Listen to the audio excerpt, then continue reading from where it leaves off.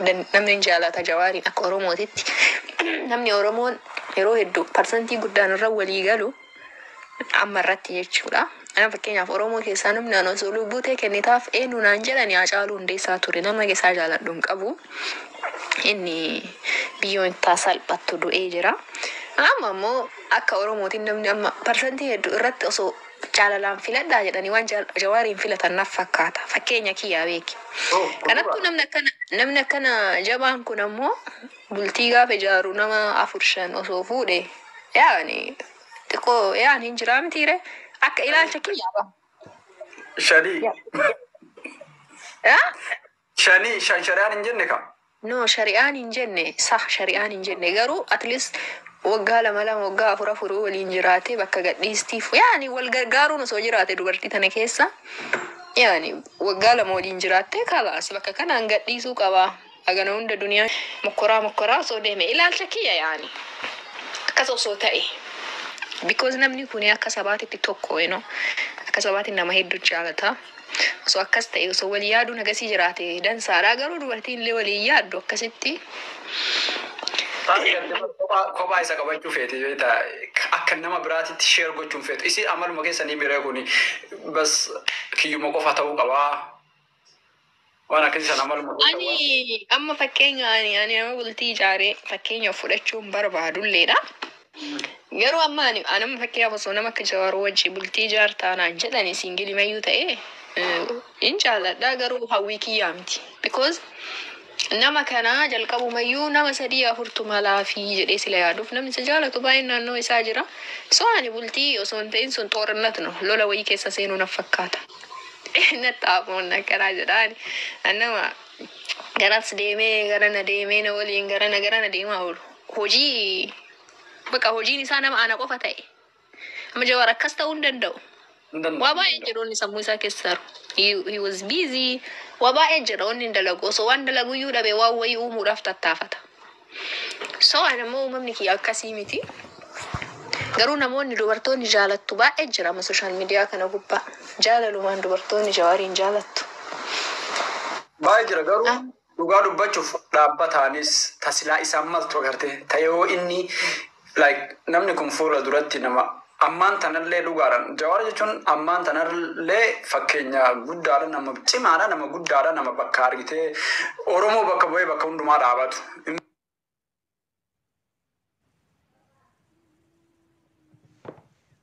Beena sigalee ammas fuula duratti nama yookiin biyya kanayyuu bulchuu malu hin beeynu bakka rabbi isa geessuu deemu sigalee. Yoo akkaataa amma itti deeman kanaan diktaatoruma ta'ee biyyi sun argitee karama diktaatoriitiin itti oofufte malee fuula duratti argitee piraayim ministeera ta'a jedheetii yaada. Gaafa sana mootuyyuu namni dhaqee Dogongora wayii dalagee dogongora dalagee jettaa garuu waan wayii gochuu danda'u osoo hin taane osoo nama 5 taate waan namni understanding godhin tokko akka namni hubatu godheera.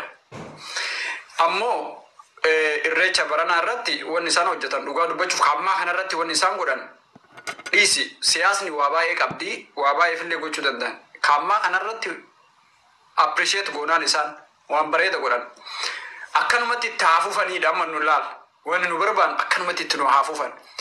Ammaan tana jawwisaan Finfinnee dhufee 4 kiiloo qabadhee Oromoo tana buqqisu malee akkamitti alaabaan abbaa gadaa Finfinnee keessa mul'atti jedhee lafa dhiitaa araami. Akkasi bar. Jawwisaan beekati. Nunni waan politikaa kana baay'een beeku bara. Jawwisaan beekati. Amara wallaahi hin beeku. Jawaari. Amma yaadnu si fakkaata si achi komantiin dubbisiniiti. Jawwisaa. Jawwisaa wasiin jedhe. Yani namni alaabaa Oromoo jibbu. Qaasi jedhan barreessan. Fannoo Amaara jedhan okay. Jawwisaa jedhamti jirra. Gadi ta'anii miira dafanii seera barreessanii. Jawwisaan isaantu maqaa kana baafate. Jawwisaa jedhaniif. Jawwisaa jedhanii baafatan. Maqaa qabsoo isaaniiti. Okay. So isaan amma akkamitti alaabaan abbaa gadaa Finfinnee keessatti mul'ata. Alaabaa abbaa gadaa hin jedhan isaan. Alaabaa Kaayiroo jedhan. Alaabaa Ijiptii jedhan. Sagalee at least ummata kana ummanni kun ummata Itoophiyaati. Ummanni Oromoo kun ayyaana ofii kabajataa jira. Akkuma kennaallee isaanillee akka kabajatan hin jedhan isaan. Akkamitti dhufanii Finfinnee keessatti sirbanii. Akkamitti alaabaan abbaa gadaa Finfinnee keessatti mul'atti. Akkamitti sirbi afaan Oromoo. Waan isaan itti jiran osoo argiteeti. Yaa kanaa jedha bar kanaafuu wanti hundinuu haa galatoom. Ani waan bareedaa argaa ture. Gammadiidhaa Oromoo ta'uu kiyyaaf keessayyuu ooluu baadhu. Oromoon gaafa akkanatti bareedee miidhagee Oromoo dhugaa magaalaan nama gammachiisa dhugaa dubbachuudhaaf. Anam fakkeenyaaf yeroo muraasa dura nama wayita uummanni gariin irreechan deemi nama dirishuu jedhu gara amantiillee nama laayikii tuqaa ture. Wanna pointiin gariin uummanni tuttuqullee dhugaadha. Garuu sunurra taree wayita Oromoon akkana miidhagu arguu caaloon nama gammachiisu hin jiru. Ati deemuu baattee sun dhimma dhuunfaa keetiiti. Garuu gaafa Oromoon miidhagee arguu caaloon nama gammachiisu hin jiru. Gaafa magaalaan Oromoo urgoo itti gaafa akkas kaameeraan bareedee uummanni kun aadaa kutaa garaagaraatiin miidhagee akkas wallaahi hedduutu akka nama gammachiisa. Oromoo ta'uu si hawwisiisa. Sima hawwisiisa dhugamaan. Nama hin ta'iniifu jechuudha. Akkasi kana hundaafu warroonni nageenya eegsisellee mootummichi kennallee haa galatoomu. Akkasii haa tokko bareeddeerta. Mootummaa kana akkamii walitti dhiyeenya qabdaniisa mootummaa kana? No. Akka qeeqamullee barbaaddu. No. Ani ilma namaa kana walitti dhiyeenya kan qabuun illee hin jiru irraa fageenya kan qabuun illee hin jiru. Gaafa gaariin hojjete waan gaarii hojjete galata isaa sanii wallaalu. Gaafa ni badaa hojjete maa akkan hojjete osoo hojjechuu baate. Bakka uf keessatti jedha baay'ee yaani toora TikTok kiyyaa yookaan Facebook kiyyaa irratti illee hin jiru. Garuu gaafa namni gaarii hojjete galata sanii akkana barannu haa jaalannu akkana godhaa jiraan jedhu. Maa namni kun he is king nugusna. Jaalattee ani jaaladhee jibbee wannan irraa buusu tokko hin jiru. Yaani gaafa falmii wayii yookaan filannoo wayii yookaan yaa isa filachuu dhabuu waan irraa buusu. Amma irratti garuu ani suuraa isa gaggaragalchee arrabsee wannan irraa buusu takka hin jiru. So gaafa ni gaarii hojjete garuu gaarii hojjete bakka kanatti jechuudha. Akkasi irraa mormachuu fi isa faarsoo osoo hin ta'in isa faarseef illee wannan buusuuf takka hin jiru. Ay namni waan barbaadu waan tole faarsuu fi waan ittiin tolle immoo qeequllee namaa rakkoo hin qabu nama kenna biratti rakkoo qaba malee. Maal akka taate beekta hawwiin kiyya waa'ee Oromoo kana keessaa wanni aan hawwu osoo namni hundi araarame. Amma fakkeenyaaf namni gariin maal hawwaa namni gariin just osoo Jawaar kingii ta'ee jedhaa gariin osoo Jaalmarroon kingii ta'ee jedhaa gariin osoo Abiyyimmaan itti fufee jedhaa. Hawwannaan hawwu jarri sadiin tuni bakka waan wayii bar uummanni kunneen sadiin kun baay'ee waan irra walii galu dhabeetii miti akkana nu godhu. An uummata garaa na nyaata malee jaraa miti. Waan irratti walii galu amma wanni jarri itti wal dhaban wanti xiqqoo wayiiti. Wanni irratti walii galan ammoo akkumaatamatu jira. Waan irratti wal dhaban xixiqqoo sanaaf akkana nu godhan. Waan irra walii galan hedduu osoo qaban. Soosuni hundinuu magruura hundinuu. Wal dhaban xixiqqoon sun maal faamee ashitti? Ani naan galu sunna keessa nan galchin habibi ani wanti siyaasa wannan beeku hin jiru. Garuu wanni irratti walii galu namni Oromoo tokko namni dhiigaan tokko namni afaan tokko dubbatu namni aan Oromoo ofiin jedhu namni saba kanarraa dhaladhee ofiin jedhu waan irratti walii galu miliyoona akka qabuun beeka. Wanni irratti wal dhabu garuu waan xixiqqoodha.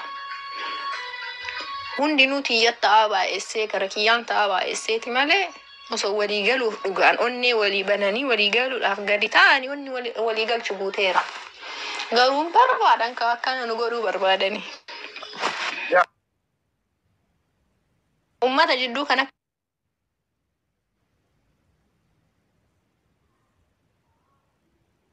afaan bu'u an osoo Facebook irra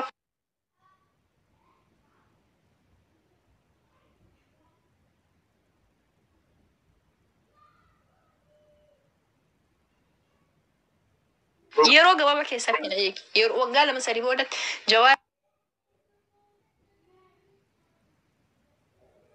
karume nu bicha mitasan laalamma waan nu ta'uuf deemu. Wallahi dhugaas. Ilaalama wanti dhugaa lafa jirtu maanni beekta amma dhugaa dubbachuu fi ijoolleen tunillee waan manaa baateef qabdi kaayyoo qabdi mire kaayyoo qabdi bara. calluma jedhanii qawwee fudhatanii bosonatti hin galle. Gaaf durii Taanzaaniyaatti walgahii ta'an irratti kaachi duraa kan South Africaatti ta'an irratti waliin galle lammaffaa deebanii warra kaa wajjin ta'anii araaramanii fixatan warra Tigraay wajjin iyyuu maalirra walii galan aangoo qoodamuu warri sunis meeshaa waraanaa lafa kaa'uu argitee beekamtii mootummaa Abiyyiif kennuu kanniin irratti walii galanii jennaaniin deebi'anii aangoo qabatan.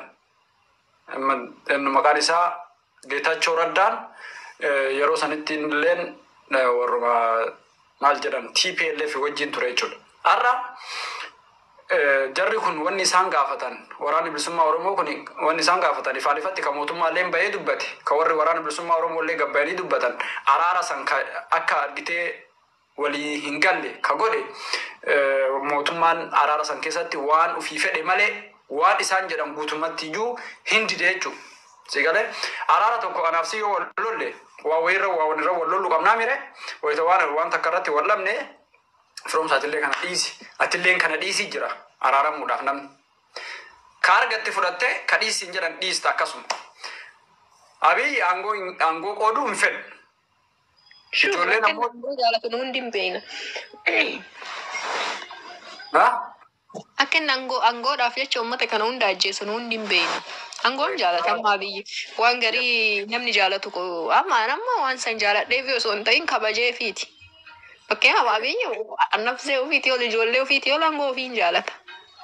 wanni inni akkasuma Tigraay shakaashakeef aangoo fi wanni inni Isaayyaas walii galeef aangoo fi wanni inni Ameerikaa ignoor godheef aangoo fi wanni inni Raashiyaa wajjin saahiba ta'eef aangoo fi Bar ani garuu hin hubadhaa ani abbichuun bar Dubaay ma dhufee mootummoota seenaa waliin suuraa ka'uu fi dasi lawa fulli isaa abbichu.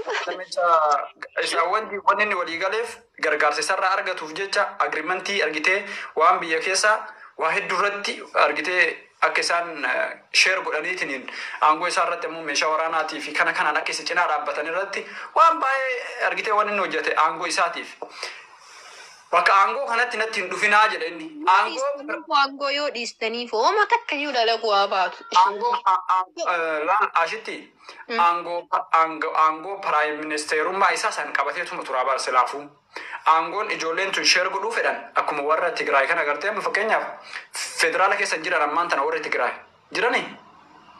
Hin beeku wallaahi ani waan siyaasaa hin beeku. Federaala keessa jiran naannoo qofa irratti achuma jiran naannuma isaanii qofa jiran malee federaala hin jiran. Because federaala kanatti dhufuu dandeettu yookiin mootummaan aangoo sii kenneeti yookiin mootuyyuu baay'inaan mootummaa mata aangoo sii kennee federaala keessa kaan immoo filannoodhaan kan dorgomteetiin teessoo paarlaamaa keessa yoo galte waan akkasiiti. Ammaan tan isaan naannoma jiran Tigraay keessa qofa jiran jechuudha. Ijoolleen tunilleen Oromiyaa irratti siigalee Oromiyaa irratti aangoo sheer gochuu fedhan.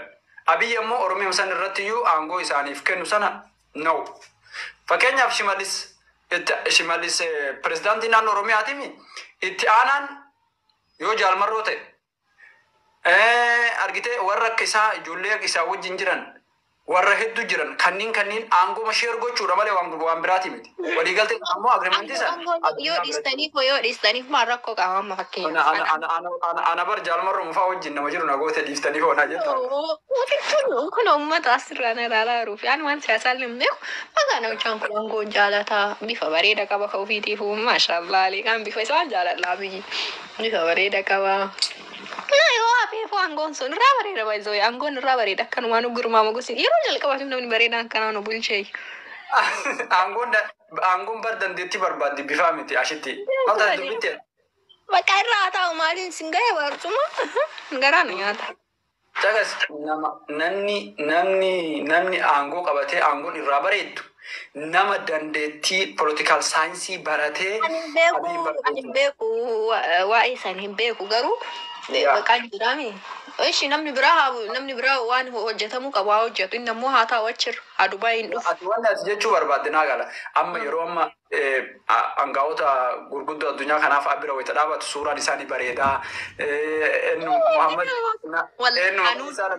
mootummaan keessan eenyu naan jedhan takkaa mul'isee keessattuu namicha dhiyoo tana isa jalaa bu'e sanniin hin mul'isu. Araboonni iyyuu mootummaan keessan eenyu tan hundi ittiin saalfadhamu mul'isu. Dafee yoo mootummaan keessan eenyu jedhan suuraa biyyi machim abu suuraadhaan dafee akkanatti mul'isa. Kun mootummaan keenya akkana jedhan ra'iisil bilad. Amma irra caalatti ammoo osoo fokkatee waan bareeda qofa hojjete san caala ammoo hamilee godhatta. Amma ija akka shimallee maqaan isaa namicha san. Ija isaa san akkas ta'uu san akkas ijillee jallattee osoo hojiin isaa bareede. Hojiin isaa jallata maal? Hojiin isaallee jallata sanuma siin jechuu jira bar. Hojiin isaatis jallata.